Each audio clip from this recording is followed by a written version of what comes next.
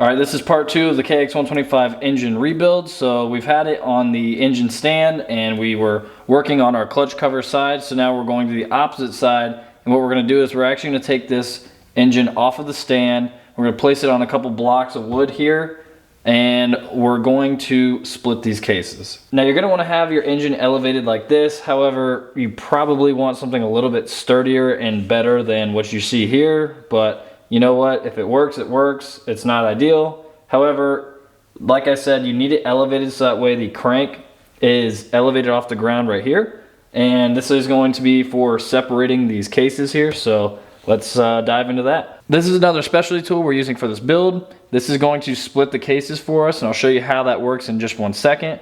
If you end up wanting one of these tools, or like I mentioned, the engine stand, the link in the description below takes you to all the tools and parts that are coming from this build off of motosport.com, so you can take a look there. But let's get into how this works and let's split these cases. We're gonna set this right over the crank in the middle, and then we're gonna rotate these arms into positions where it's going to evenly disperse the weight or the force for removing the cases here. So here's how that system looks. Like I mentioned, these screw into the engine here. As you can see, got them spread out evenly across the surface. And then basically we're going to ratchet this top piece down, and it's gonna push on the crank, and it's just gonna essentially lift these cases apart.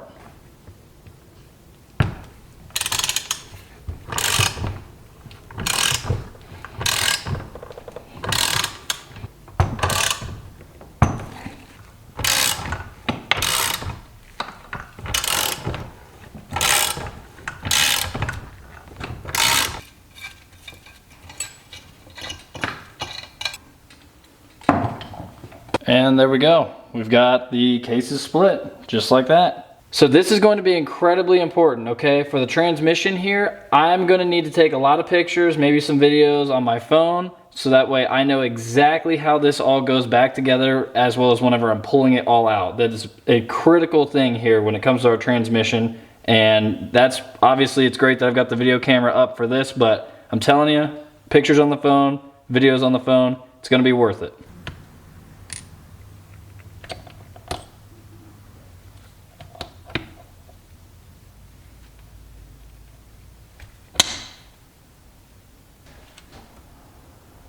Now for my own sanity, I'm going to show on the video here that on the left side, the number 1 is on top. So I want to make sure I remember all of these things. We start on the right here. Looks like we have a O-L or 0-L. I can't really read that too well. You can see it there. That goes on top on the right. And O-R goes on the bottom for the right. So at least we have that memorized. That way, or at least I said it, I should say, on video, so that way I can remember. All right, so now this might be a little ugly how I'm gonna attempt this here, but we're gonna try to pull the entire transmission all together as one, because the goal here is to keep everything together as one. Just taking it really slow, being gentle, making sure I have absolutely everything all together. And there we have it. The transmission, probably not very easy to see with my hands in the way. And see there? That's why we want to keep everything together. So I'm going to take these over to the table and lay it down. Okay, so the transmission is out. Now we just got to get this crank out of here. So what I'm probably going to do is flip this over, bring our tool back out, and try to push it out from the opposite side if we can. And if that doesn't work, we'll maybe heat it up and take the good soft blow hammer to the opposite side to push it out. But hopefully our specialty tool can help us here.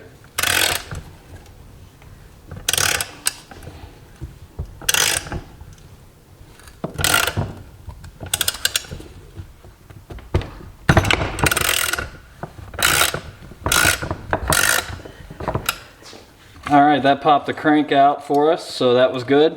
It did require us to tighten down, back off, tighten down, back off, And I did heat it up a little bit, as well as kind of smacked with the dead blow hammer once or twice, but the only reason why I was willing to do that is because I have a new crank going in. I'm not reusing the same crank here, so it's no big deal on that case.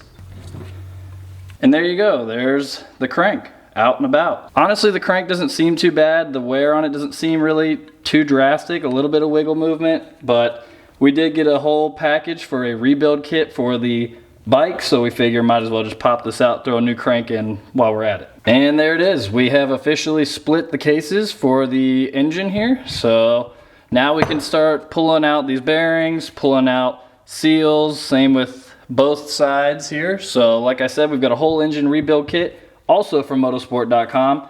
So I just wanted to show you guys something that I'm doing, and I think that everyone probably should consider doing this. I put out a table, I put a bunch of shop towels down, taped it all down, and I've got all the parts laid out over here, got everything put together with where everything came apart at. As I mentioned, we've got bolts where their places are supposed to be with a drawn outline from cardboard. And yeah, I mean, like I said, this is just one of those things that maybe this is a little OCD, but for me, I think this is extremely important, so that way you know where everything's at. You've got it on a surface that's clean, that also has a different color tone, where your little metallic colors, like these little fine pieces here, will stand out on that surface. And yeah, like I said, it's just one of those things that I'm doing. I would recommend it for everyone else. So that's the end of part 2.